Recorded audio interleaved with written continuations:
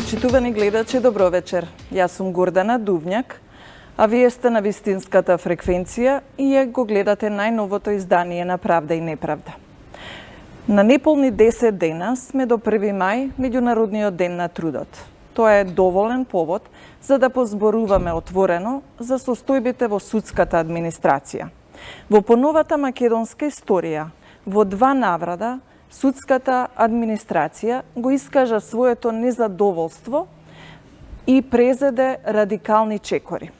Првиот пат во 2001 година, кога судовите беа блокирани цели 80 дена и неколку години подоцна, значи во поново време, во 2016 година, кога останаа затворени вратите на судовите цели 60 дена. Постоја најави пред крајот на минатата година за нов штрајк, меѓутоа за среќа тоа не се случи. Што се промени од тогаш? Каква е соработката на синдикатот со новата власт? На оваа тема разговараме со моите вечерашни гости. Синдикалниот лидер на работниците во правосудството, управата и Сдруженијата на граѓани, господинот Пецо Груевски, како и стручниот соработник во Основниот суд Штип, господјата Верица Тасева. Добро дојдовте.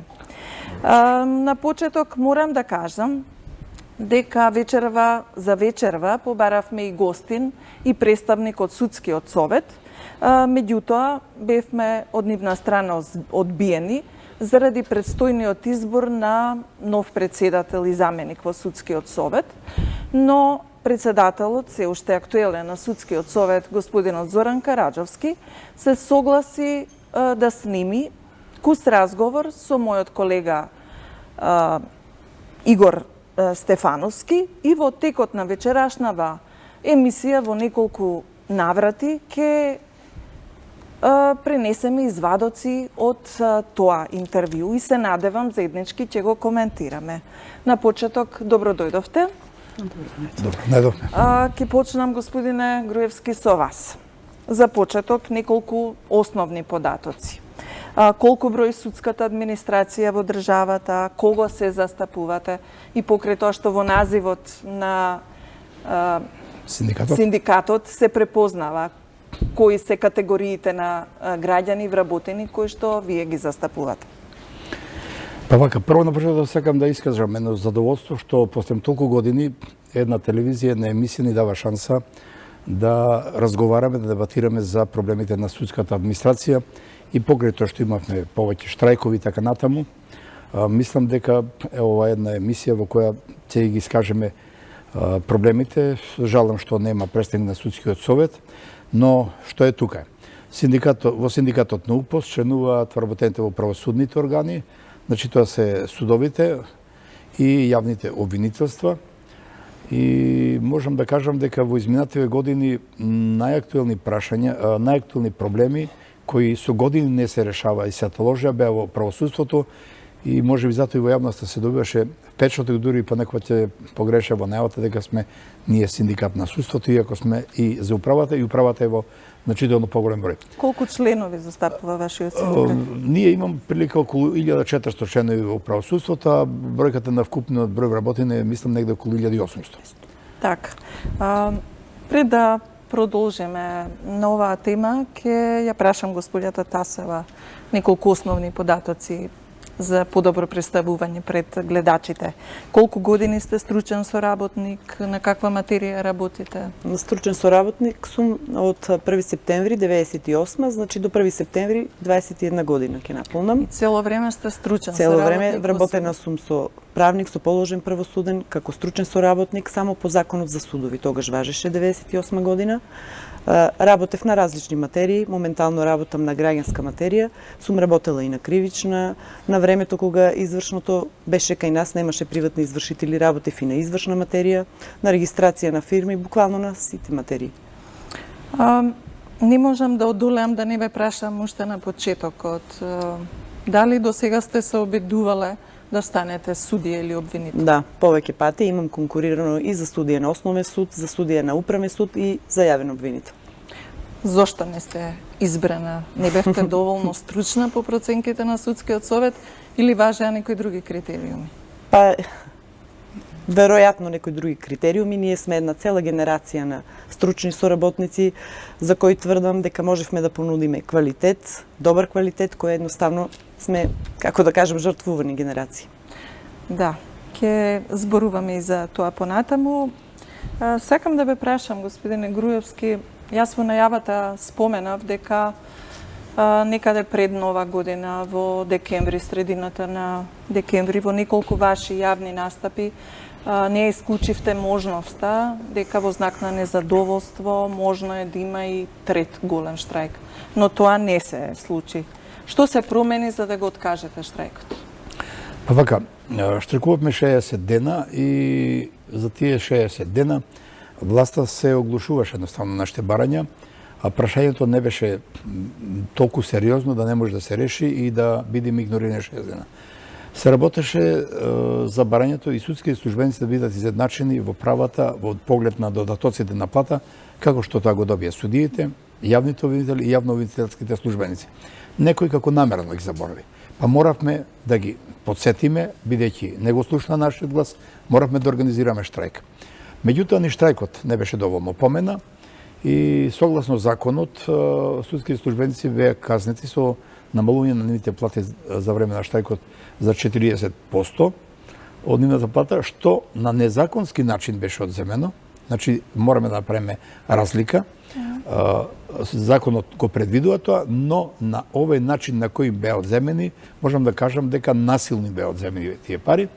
Заради што известивме трудовата инспекција, констатира неправилности, народниот правобранител исто така.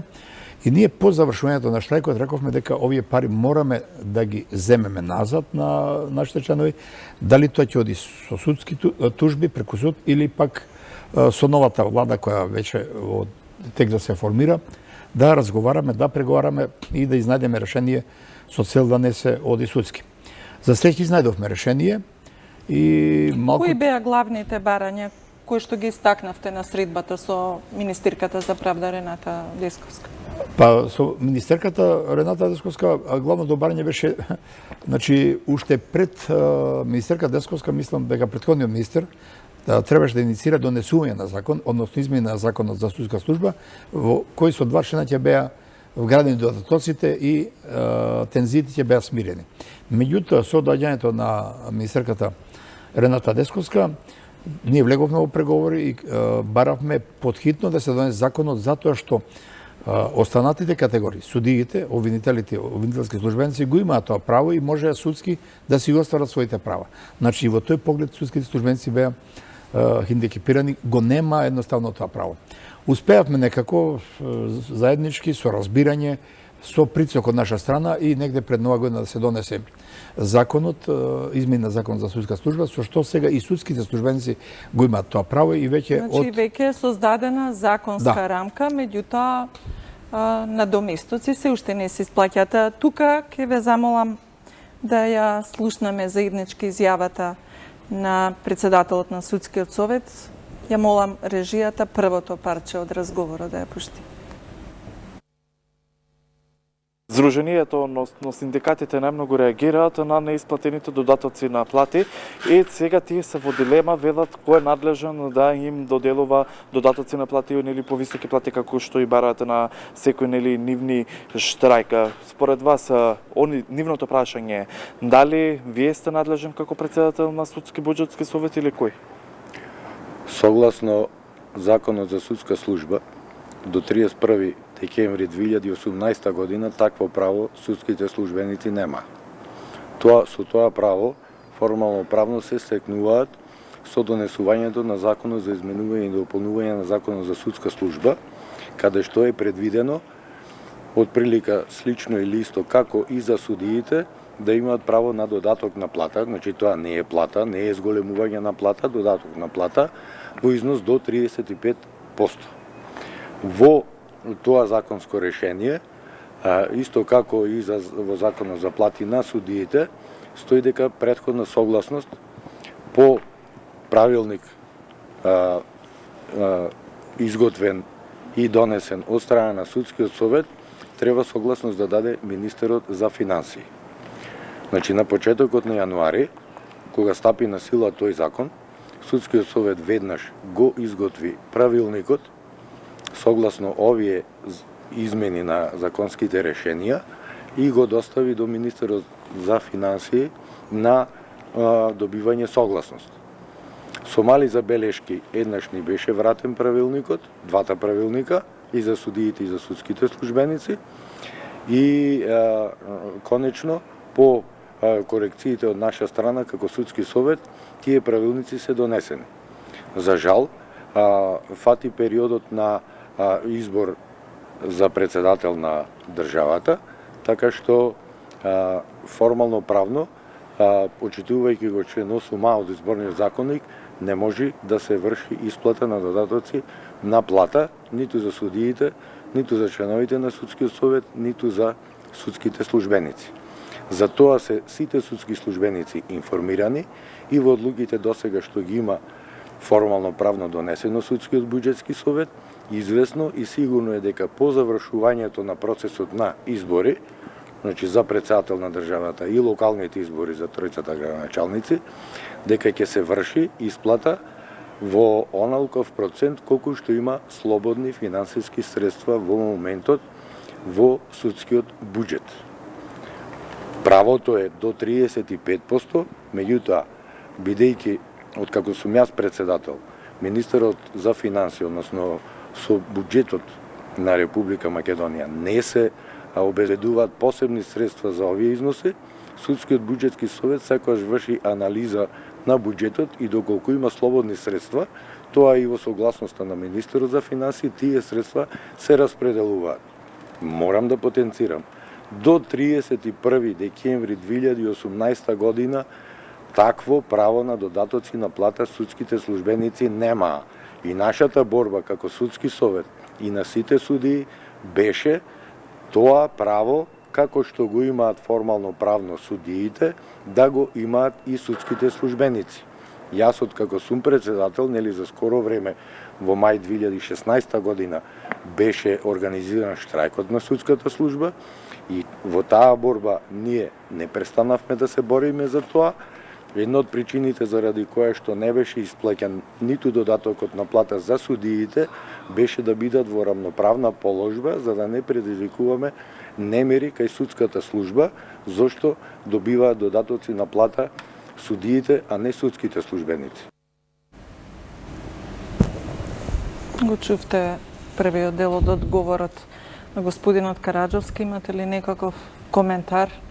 Тој вели, во таа борба не престанавме да се бориме. Дали Судскиот совет ви беше партнер во изминатиот период? Па мислам дека премногу лицемерна изјавата. Апсолутно Судскиот совет, нити господин Караджовски како председател на Судскиот совет и како председател на Судскиот буџетски совет воопшто не се залагаше. Само ќе споредам, штрајкот беше најавен уште во времето дека беше председател на Судскиот буџетски совет господинот Ушковски. И со него почнавме некои активности и можам да кажам дека тој беше заинтересен и беше иницијатор и дури подготвивме предлог текст на законот. Меѓутоа набрзо дојде неговата промена. Господин Караджовски првите средби што ги имавме вети соработка, меѓутоа кога го направивме штрајкот, веројатно сметаше дека тоа е против него и буквално престанаа комуникациите. Мислам дека заслуга за носењето на измена закон за судска служба, каде ги имаме додатоците, е исклучива заслуга на синдикатот, Сдруженијата на судска администрација и министарката Десковска. Се разреши ли дилемата кој е работодавач на судската администрација, бидејќи во еден период и тоа беше наметнато како прашање? Па вака, јас често знам да кажам сликовито судската служба од 2000 година, како што спомнавте, историскиот штрајк од 80 дена, е сираче. Има 3 родители, меѓутоа никој не сака да го земе под свое, тоа е значи Врховниот суд, Судскиот буџетски совет и Министерството за правда. Во 2006 година ми се чини, ако не се лажам, ние седнавме на маса да подпишеме колективен договор и рекоа дека сите 3 институции се работодавачи на некој начин, што и ние сметавме. Меѓутоа кога ги видов врските, се повлекува и остана на тоа. Нова надеж ни даде новата власт, со која почнаме преговори за административните службеници, подпишуване на колективен договор, И тука министрите за правда и за информатичка обштествена администрација се договорија да направиме еден заеднички колективен договор, бидејќи и судските службеници се еден вид административни речем службеници, затоа што законот за административни службеници е пресликан во законот за судски службеници и горе-долу ги имаат истите права, па верувам дека конечно ќе дојдеме до потпишување на колективен договор и веројатно Министерството за правда ќе биде нашиот партнер со кој ќе разговараме во иднина. Меѓутоа, ние бараме конечно да се реши прашањето на судската служба, вака ако остане поставеноста, мислам дека повторно ќе имаме проблеми. Нашето барање како синдикат е да се формира некое посебно тело кој ќе се грижи за проблемите за судската служба, бидејќи и господин Караджовски неколку пати изјавува дека тој е надлежен само за судиите, а никој не кажува кој е за судската служба.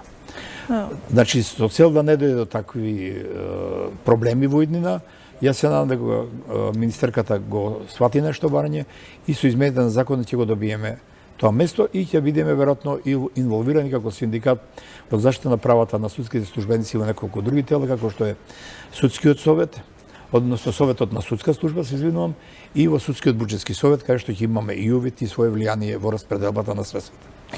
Господио Тасева, сакам да ве прашам, кои се проблемите на судската служба? Предпоставувам дека долги години и ова било нерешениот статус во делот на надоместоците некаков генератор на незадоволство, затоа што факт е и постои уверување во јавноста дека стручните соработници се навистина десна рака на судиите, па дури и се смета дека некои судии, секоја чест нели на исклучоците, не би можеле самостојно и да напишат и пресуда без асистенција на стручните соработници, колку и тоа да звучи малку чудно и неверојатно, нели? Знаете кои се најголемите проблеми? Значи, прв и основен проблем е платата, меѓу тоа што предизвикува незадоволство кај сите вработени во судската служба е што забораваат надлежните дека работата во судовите е тимска. Ние сите заедно сме тим. Значи, колку не сме е просечната плата на стручните соработници? Добро, тоа зависи од годините на стаж, предпоставувам, меѓутоа, да кажеме некаква просечна плата. Без стаж е околу, нема цели 25.000, со стаж 27, максимум 28.000. И за проблемот, кои се проблемите? Проблемите се поради тоа што сите забораваат дека работата во судовите е тимска. Не сме само и ние судските соработници кои сме заслужни. За да еден предмет се заврши на еден судија, тоа е цел тим на вработени. Значи, јас секогаш велам. Значи, секој е важен. Прво е важен и судскиот полицаец на влез, значи да не дозволи лица кои ќе го попречат судењето, процесот на работа. Важен е тој на прием на пошта. Значи, точно да заведе во колку часот кои предмети, колку поднесоци се примени. Важен е уписничарот, важен е дактилографот, важен е курирот, доставувачот да го предметот правилно да на крај сме ние, стручните, значи на судската тоа ни е проблемот. А тука да не ги запоставиме и помошно-техничкиот персонал кој што плата земаат, не се знае по закон за работни односи. Значи, благодарение што се покачи минималната плата, дојдоа до 12.000.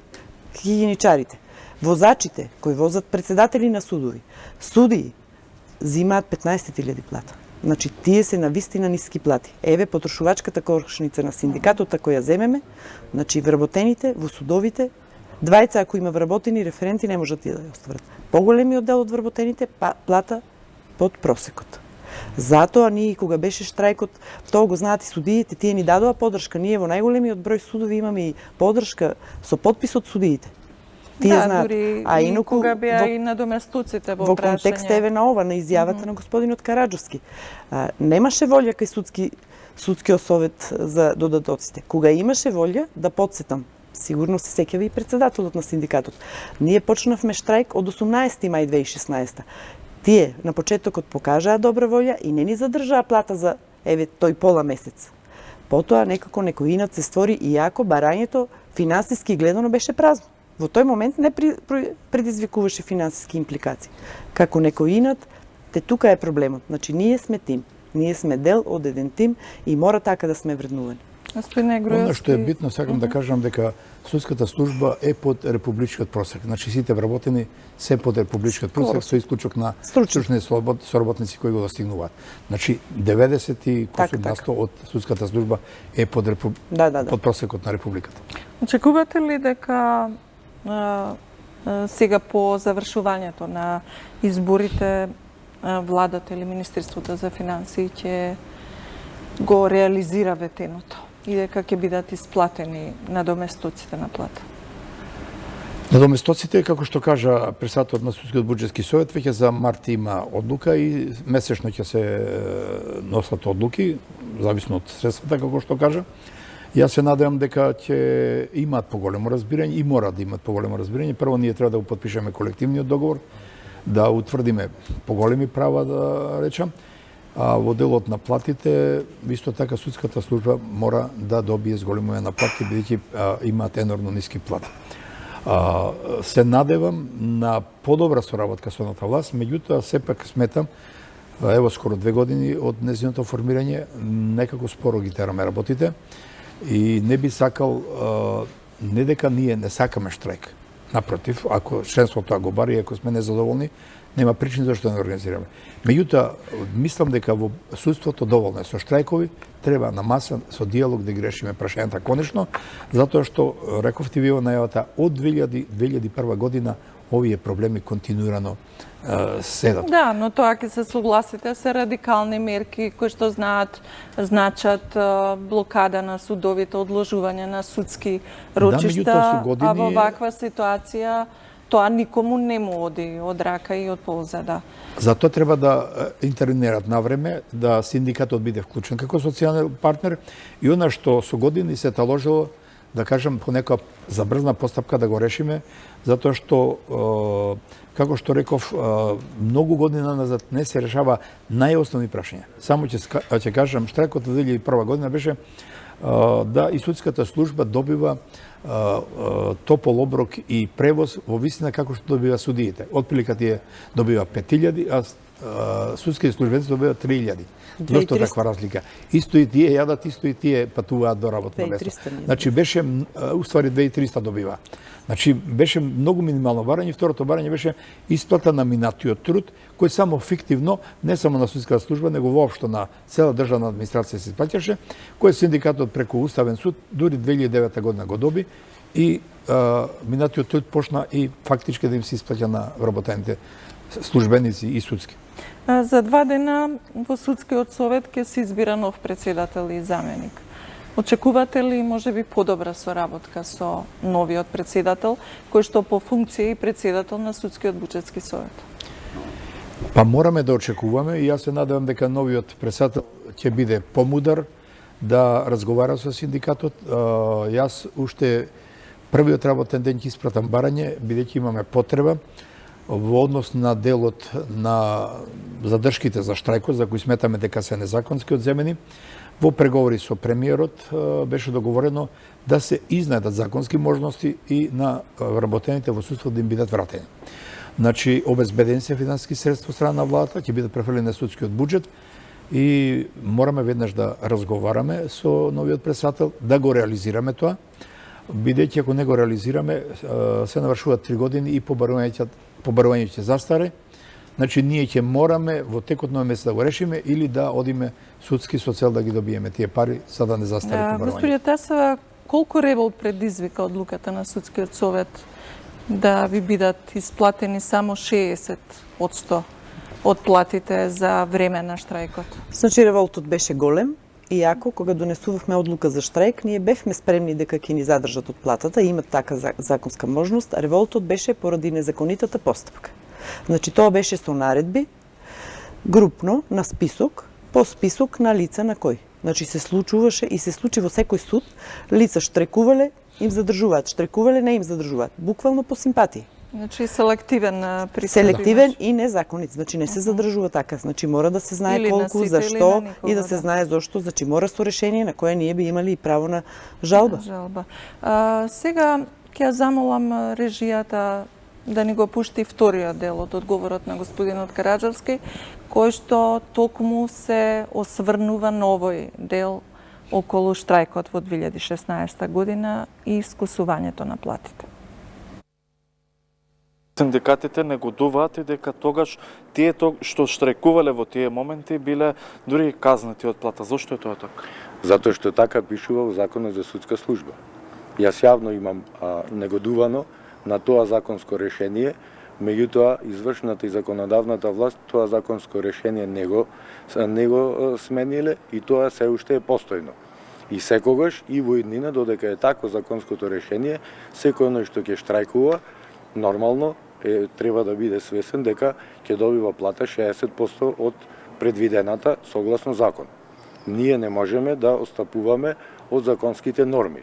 И тоа имам кажано дека тоа законско решение треба да се смени, меѓутоа не е сменето. И во 2016 година неосновано бев јас лично наклеветен и судскиот буџетски совет дека ние не се бориме за судската служба и дека не преземаме нешто да се врши исплата. Значи, ние и тогаш, заради непречено работење на судовите и на целото судство, за да нема штрајкови застој во работата и во правораздавањето од страна на судиите, во крајна линија, тоа значи и оневозможување на граѓаните да остваруваат правдата. За тоа ние се вклучивме во разговорите, прво и со синдикатот и со Министерството за правда.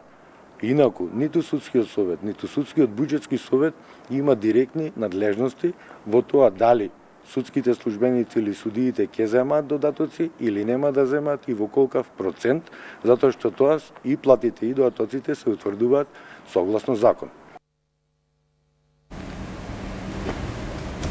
Господине Груевски, се добива впечаток дека сте во некаква тивка војна со судскиот совет. Колку е таа оправдана, затоа што во изминатиот период бевме сведоци дека во неколку наврати поднесувавте кривични пријави против председателот на судскиот совет и ете тој во изјавата рече дека бил наклеветен. Се согласувате ли со ваквиот став и имате ли нешто лично против председателот Караджовски? Немам ништо против председателот Караджовски, само едно можам да му порачам, неговиот мандат како председател на судски буџетски совет заврши за 2 дена. Ќе остане запаметен во судската служба како најнегативната личност која нанесе го огромна штета на вработените. Затоа што ги казни неосновано и затоа што манипулира со законот. Значи, во законот стои децидно дека за време на штрајк судските, а и административни службеници добиваат 40% намалена плата. Тоа луѓето го знае. Тоа е неспорен факт. Да, тоа им го кажавме и изјавата беше во колешката Верица може да каже, нека ни земат се, душа да не може да не земат. Значи, толку беше големо единството и ревотот за време на штрајкот. Жалам што со мене не ги носам писмата. Господин Караджовски, како председател на судскиот буџетски совет, испраќа писмо при крајот на месецот да се подготват платните списоци со тоа што ќе им се задржи 40% на учесниците во штрајкот и при тоа напоменува на секој вработен да му се издаде поединечно решение со право на жалба, она што пред малку кажа колешката. И тоа беше во ред. Меѓутоа, по 4 дена повторно судскиот буџетски совет ја отповикува таа одлука и вели со наредба на благайниците да им се сопре. Тоа во банана држава не се прави, а не во наша држава. И ние на таа основа викаме дека се незаконски земени парите и се прави една забуна во јавноста. Значи, ние знаевме дека 40%, меѓутоа требаше тоа законски. И она што колешка да каже, некои штрајкувале, не им зеле.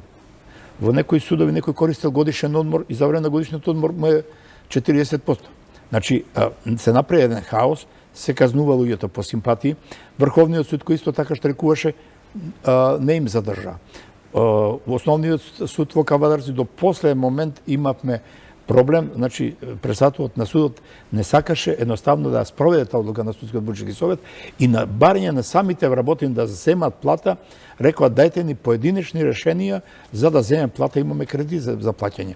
Значи имаше огромни отпори во неколку судови, но можам да кажам дека крвката карика, да речем, во тој ланец, ја најдоа кај благаниците, им наредија да се направат. Добро, вие поднесовте кривична пријава на ваквата одлука и тужба, меѓутоа бевте одбиени. За жал беше одбиена, не бевме викнати во обвинителство за исказ, меѓутоа имаме нова кривична пријава по одлуката на судскиот буџетски совет за додатоци на плата да додатоци да се однесуваат и на членовите на советот на судскиот совет.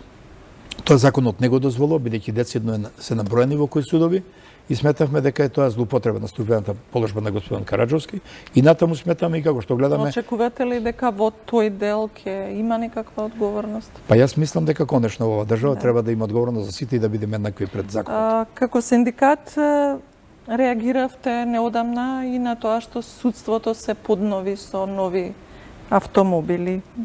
Не е ли малку популистички ваквиот настап со оглед на тоа што и судовите мора да имаат возен парк и се жала дека тој е застарен, дека малку недолично е судовите да бараат од Агенцијата за одземен имот да им доделува на користење возила?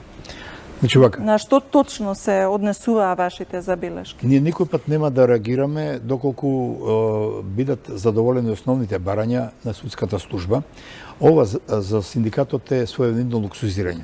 Значи, кога судската служба ќе побара, па макар и денар повработен, нема пари, е одговорот. Ако се работи за останата категорија вработени, секој пат се наоѓаат доволно пари. Значи, ние не сме против и возила и против платите на судиите. Апсолутно. Значи, судиите заслужуваат, нека земат. Меѓутоа, не смеат да заборават на судската служба. Судската служба заборавена едноставно со години и мислам дека е создадена огромна разлика меѓу судијата и ево вториот човек, да речеме неговиот најнепосреден соработник, стручниот соработник. Ќе бидеме, ми се чини, малку неправедни, доколку целата вина ја насочиме само на судскиот совет, бидејќи факт е дека буџетот го одредува државниот буџет некој друг и судскиот буџет е дел од тој вкупен буџет. Кажете ми, ја гледате ли низ годините тука и вината на државата за лошите состојби во делот на обезбедувањето на материјални услови и на судиите, но и на судската служба? Апсолутно. И државата е виновна, затоа протестите на последниот штрајк беа исклучиво пред Министерството за правда. Само ќе кажеме на работа. За мене несватливо, јас неколку пати го истакнута, да се штрајкува 80 дена до 2001 година. Да се штрајкува 60 дена. И на министерот за правда да не му фали ни влакно од главата, за мене е поимливо. Значи, тоа е неодговорност на власта. Премиерот, било кој да е, ако да имаме штрајк, веќе вториот ден или првиот, или после нашата најава за штрајк, треба да го викне министерот и да му нареди да седне со синдикатот и да преговара да не дојде штрајк. Колку е оправдано тоа што и години наназад никако не се остварува тој законски процент што е предвиден за судството?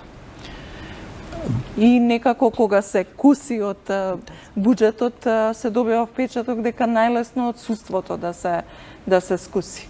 Па освен исплаќањето на платите и некои основни потреби, за нешто повеќе за судството како да нема доволно пари. Не би се согласил со тоа, бидејќи кога се донесе законот за плати на суди, од тогаш почна да се создаваат разлики и од тогаш почна да имаме незадоволство. Години назад судиите добива усогласување на платите со порастот на животни трошоци, бидејќи нивните плати се утврдија со коефициент, тие добива разлика, а судската служба не добиваше. И затоа се направи една огромна разлика меѓу нивните плати и од тие причини дури во еден момент од нашите членови добивавме забелешки, велат, ние штрајкуваме, судиите добиваат. Испаѓаше дека ние штрајкот повеќе го ефект имаат судиите, што не е точно. Тоа беше намерно пуштена таква варијанта да се скрши отпорот на синдикатот, односно да се омаловажи работата и значењето на синдикатот. Затоа ние рековме и со новата министерка очекуваме конечно судската служба да се решат проблемите, да имаме едно тело кое исклучиво ќе се занимава со нивните проблеми и со кои ќе преговараме. Во оваа ситуација министерката, односно министерот, не е битно кој е за правда, нема надлежности да зборува за платите. Вели, ќе одите, ќе разговарате во судскиот буџетски совет. Значи, постојано сме вртени во круг. Но тоа е еден маѓепсан круг, затоа што се добива впечаток дека се ја префрлаат топките Точно така. едни на други. Пред да продолжиме со разговорот, јас би сакала да го слушнеме и последното парче од Караджовски, кое што токму се однесува на овој дел на улогата на државата во финансирањето на судството. Дали државата доволно презема за да се надминат овие проблеми што ги има судската администрација во однос на исплатите? Јас сметам дека не зема, не прави доволно државата, односно извршната и законодавната власт. Јас во тој период исто сум бил учесник на штрајкот, затоа што во тоа време бев судски службеник. И бидејќи во тоа време сегашниот председател на синдикатот беше председател на УПОС, одговорно тврдам, ништо не направи за остварување на нашите права, јас и голем дел од членството истапивме од членување во синдикатот. Како пример за неангажирањето или непознавањето на материјата, ќе кажам едно од барањата во при штрекувањето на синдикатот на УПОС во 2016 година беше Министерството за правда да го промени работното време во судовите, а тоа е надлежност на судскиот совет. Господја Тасева, очекувате ли дека конечно ќе дојдат некои подобри времења за стручната служба? Јас се во овој надевам дел? дека ќе дојдат, затоа што сите знаеме, за да добиеме покана за влез во Европската Унија, секогаш број 1 е судството. Покажано, обележено како најлоша карика во сето тоа. Меѓутоа, ако сакаме реформи во судството и да тргнеме напред, значи мора да не гледаат во пакет. Значи не само реформи кај судиите, кај тој дел, мора сите како дел, пак ќе кажам, од еден тим, и затоа се надевам дека конечно некој ќе се сети и ќе го направи сето тоа, се надевам. Кога ги спомнавме реформите, веројатно тоа се подразбира судската служба го следи, го чувствува пулсот на реформите. Бидејќи сте стручен соработник, како што рековте, веќе 20 години. Гледате ли некакви промени на подобро или можете ли да направите некаква споредба за квалитетот на судството на почетокот на оној период кога почнавте да работите како стручен соработник и сега? Одат работите на полошо или на подобро? И пред да се вработам како стручен соработник, имав волонтерски стаж од 2 години во поранешниот окружен стопански суд. За жал морам да кажам, од моментот, од тогаш и од моето вработување, посебно од 98 до сега, има некаков тренд на губење на квалитетот во судството. Затоа и мислам дека и недовербата кај граѓаните. Не знам на што се должи тоа, мислам дека е една од причините и во поглед таа. на стручноста или во поглед на преголема зависност од политиката? Или и двете работи заедно? Па тоа едно со друго мислам дека е поврзано. Чест на исклучуците. Значи ние имаме навистина судии кои се за пример. Чест на исклучоците, меѓутоа навистина има и судии кои што се повеќе зависни од политиката и повеќе политички се изфорсирани, па заради тоа тука се губи и стручност. Кажете ми, чувствувате ли ломови, да кажеме, во соработката со оние судии кои што рековме дека се под притисок на судството? Во поглед на тоа, како некои правни аргументи да се стават настрана, а политичките да преовладаат? Па јас имам среќа да работам со поискусни судии и толку тоа не го чувствувам. Во друго нешто се чувствува повеќе. Во тие меѓучовечки односи во судовите. Тоа незадоволство се чувствува. Таа соработка некако е изгубена со текот на годините. И не може тимот да биде добар, да биде функционален, ако меѓучовечките односи Предизвикува ли не се. тоа за создавање на некаков јас меѓу судиите и стручната служба, па дури и завист? Со годините го има тој јас. Да. А самите рековте на почетокот дека вашата работа е тимска и продуктот може да биде добар само доколку е резултат на тимска работа. Па од една банална работа ќе кажам, од тие судските прослави кои сме ги имале, значи минатите години, многу одамна, ние сме биле заедно. Значи не се гледало кој е дел од служба, кој е функционер и кој во службата на кое работно место е. Сите сме биле заедно, сме прославувале, се изгуби и тоа. Тоа е една најбанална и најневажна работа во сето тоа, меѓутоа тоа е показател на меѓучовечките односи. Лоши меѓучовечки односи не можат да дадат добри резултати, а посветена администрација ќе дава резултати. Меѓутоа И задоволна администрација. така, посветена, ако е задоволна, ќе е посветена и ќе е ефикасна и ефективна. Да. Тоа е се заедно поврзано. Да. Кога тоа ќе го сватат надлежните, мислам дека ќе тргнеме напред. Господине Груевски, кажете ми дали недостига квалитетна комуникација помеѓу синдикатите, работодавачите и власта? Генерално земено на државно ниво, дали е тоа за приватен сектор, дали е за јавен сектор, а посебно за јавниот сектор, мислам дека недостига. Мислам дека ова влада и покрај тоа што се прокламираше дека ќе го развива социјалното партнерство, дека ќе се грижи во нејзиниот мандат да се потпишат колективни договори на сите нивоа, морам да кажам во некои средини тешко ни оди. Ево и гранскиот колективен договор со кој ќе ги офатиме работење во судовите, односно судската служба, запна во делот на парите, да речам, онаму кај што најмногу може да го почувствуваат, да ги почувствуваат благодетите на колективниот договор. Се надевам дека конечно ќе сватат, иако со некои работодавачи, посебно тоа се однесува во локалната самоуправа. Во локални самоуправи потпишавме, да не речем, идеални колективни договори кои ги обезбедуваат сите права на вработените, како што се јубилејни награди, додатоци на плата, работи во смени, регрес за годишен одмор, 13-та плата и така натаму, што останатата администрација е далеко од тоа, меѓутоа сепак со некакви права мораме да почнеме и посериозно да се занимава ова власт. Значи социјалното партнерство да не се сваќа само површно и синдикатот да го сметат како нужно зло. Не, се додека не дојдеме во ситуација Добро, да се имавме периоди кога не беше само нужно зло, туку синдикатот се доживуваше како привезок на власта и артикулираше многу политички ставови, наместо да биде коректор на власт.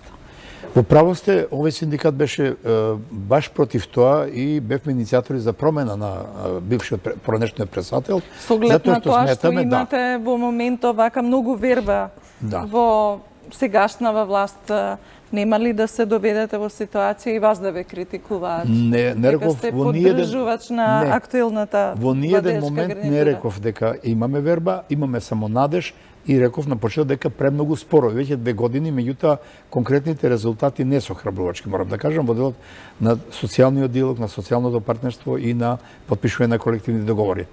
Од друга страна, Она што паѓа во очи е и дека нема голема солидарност меѓу синдикатите. На што Во се право должи сте. тоа? Па, мислам дека расцепканост постои на синдикатите, дека, ево, ние 2 пати штрекувавме маратонски, да речем, никој синдикат не ни даде поддршка, никој не организира синдикат во знак на солидарност, што го дозволува закон за работни односи. Ве гледат едноставно, ве охрабруваат и тоа е се. Значи, во Македонија, додека не дојде до поголема солидарност, синдикатот ќе биде некако на маргините и нема да биде сериозно сватен. Меѓутоа, морам да кажам дека на секоја власт и вака слабо организирани синдикати им смета, па сакаат да ги стават под сопствена капа. Во овој контекст што рековте, јас сакам да оттргнам таа работа, кога штрекувавме, не сметаа дека ние сме блиски до тогашната опозиција. Напротив, не сме, ние штрекуваме за наши права. Нека повели некој што има такви ставови, нека организира штрајк политички, да видам дали ќе успее. Значи, луѓето можат да штрекуваат кога ќе бидат незадоволни од платите, исклучиво од платите, и кога тие ќе побараат како последно решение на синдикална борба да има штрајк.